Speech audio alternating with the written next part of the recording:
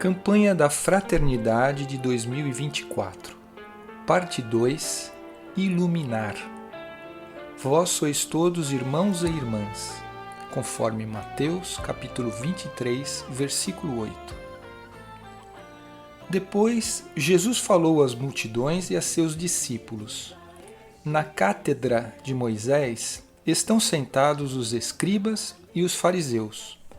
Portanto, tudo o que eles vos disserem, fazei e observai, mas não imiteis as suas ações, pois eles falam e não fazem. Amarram fardos pesados e insuportáveis e os põem aos ombros dos homens, mas eles mesmos não querem movê-los, nem sequer com um dedo.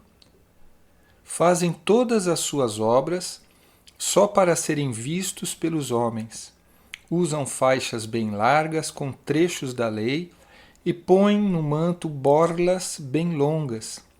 Gostam do lugar de honra nos banquetes e dos primeiros assentos nas sinagogas, de serem cumprimentados nas praças públicas e chamados de rabi. Quanto a vós, não vos façais chamar de rabi, pois um só é vosso mestre, e todos vós sois irmãos. Não chameis a ninguém na terra de pai, pois um só é vosso Pai, aquele que está nos céus. Não vos deixeis chamar de guia, pois um só é o vosso guia, o Cristo. Pelo contrário, o maior dentre vós deve ser aquele que vos serve. Quem se exaltar será humilhado, e quem se humilhar será exaltado. Mateus capítulo 23, versículos de 1 a 12. 86. O capítulo 23 do Evangelho de Mateus está inserido em um amplo conjunto de orientações que Jesus oferece aos seus discípulos, já na proximidade de sua paixão. Ele ensina a seus seguidores a correta conduta e também mostra o contraponto da má conduta, que não deve ser seguida. O discurso em questão é, portanto, um ensinamento eclesial, que diz respeito à pessoa, mas sobretudo à comunidade. É orientação a respeito da vida fraterna à luz da lei do Senhor. São dois os grupos que estão no horizonte da fala de Jesus. Primeiro, há o grupo dos discípulos, que o escutam e que devem aprender, com suas orientações, o discipulado verdadeiro. O segundo grupo é o dos fariseus e escribas, homens próximos da lei, cuja reflexão pode ser acompanhada, mas cuja ação não deve ser imitada. 87. Jesus denuncia algo muito grave praticado pelos fariseus e escribas: a instrumentalização da fé.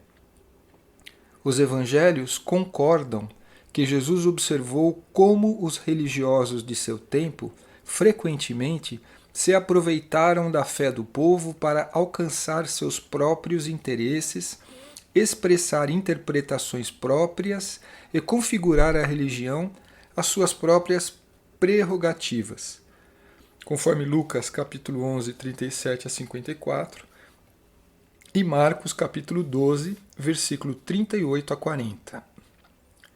E quando os interesses pessoais não eram prioridade, ao menos uma insensibilidade se fazia frequente. Amarravam em ombros alheios fardos pesados que eles mesmos não eram capazes de suportar.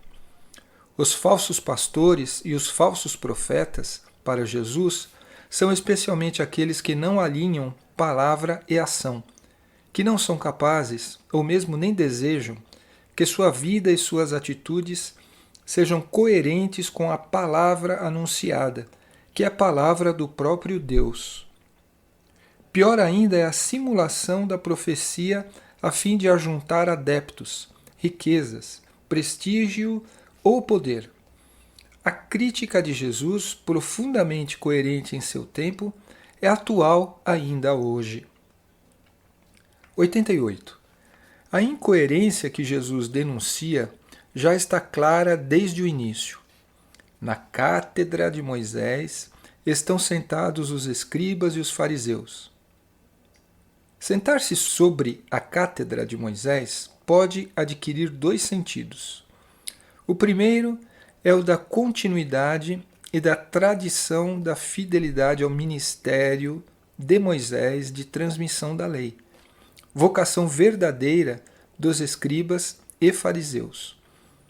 No entanto, o texto acentua o segundo significado possível.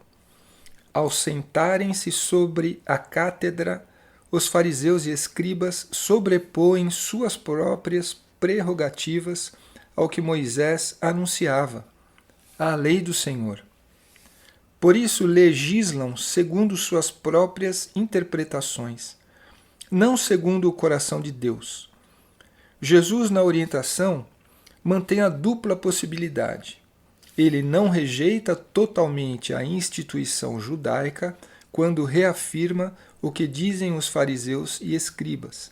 Afinal, a lei que anunciam é palavra do Senhor e ela jamais será vazia ou opressora por si mesma. O que Jesus exorta a não observar é a prática, essa sim, de responsabilidade pessoal daqueles religiosos.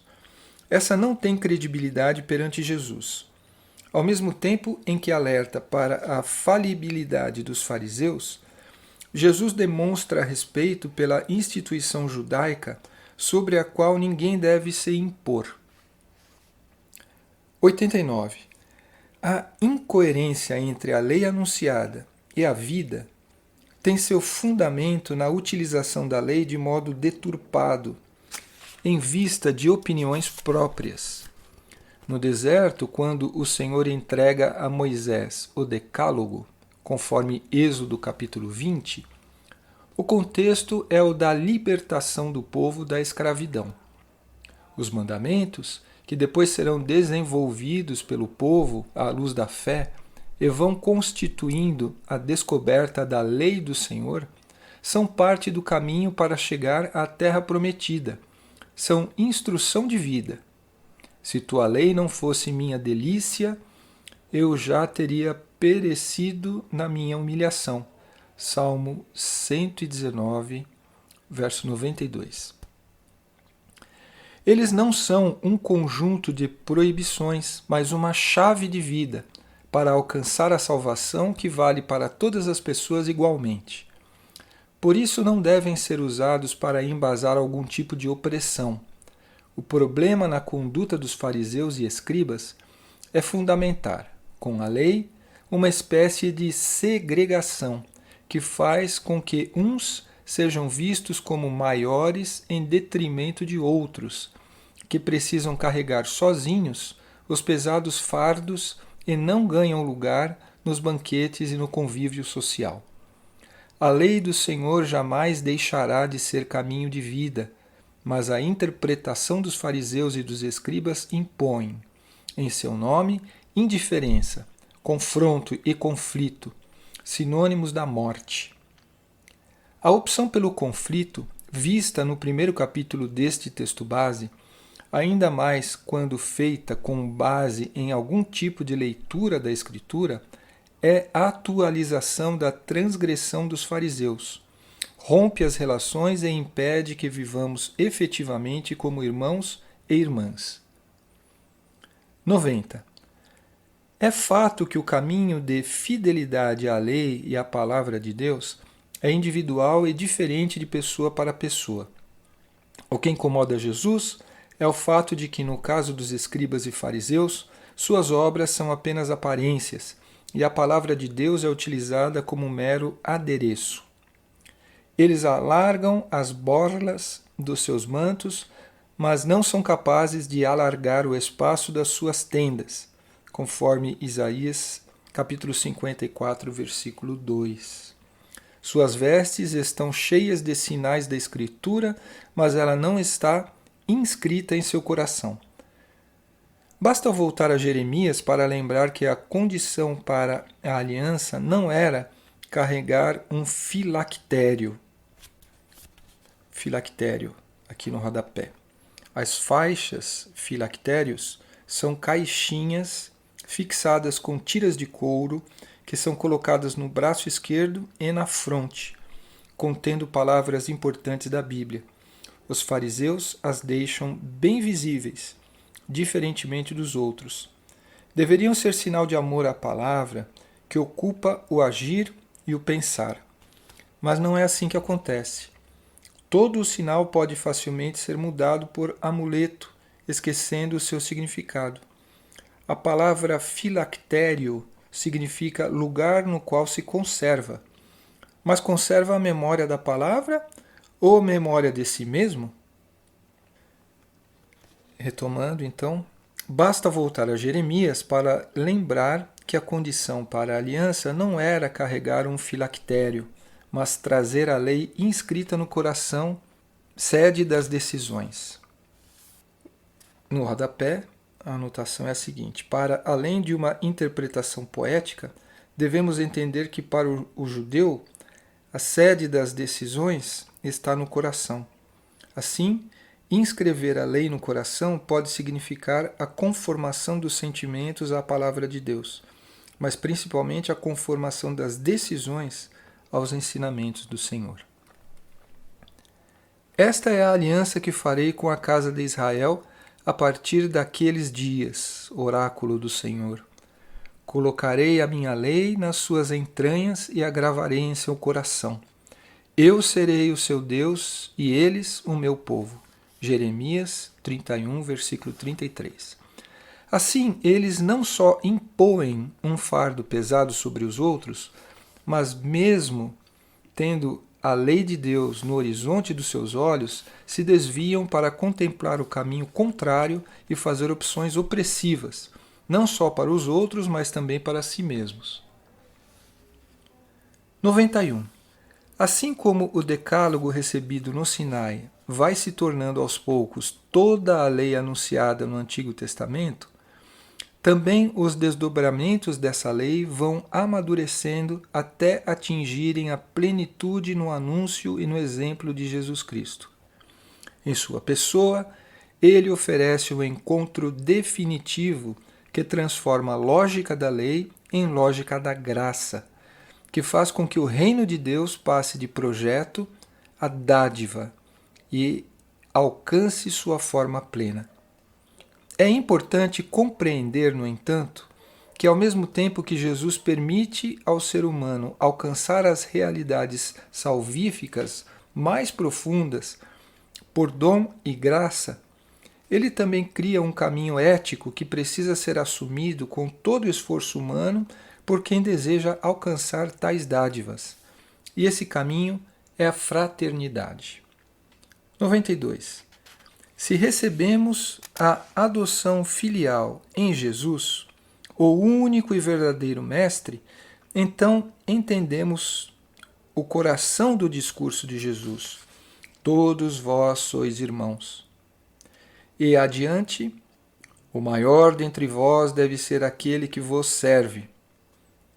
O cristão iniciado que fez a experiência verdadeira do encontro com Jesus sabe bem que é o próprio Senhor o modelo dessa conduta.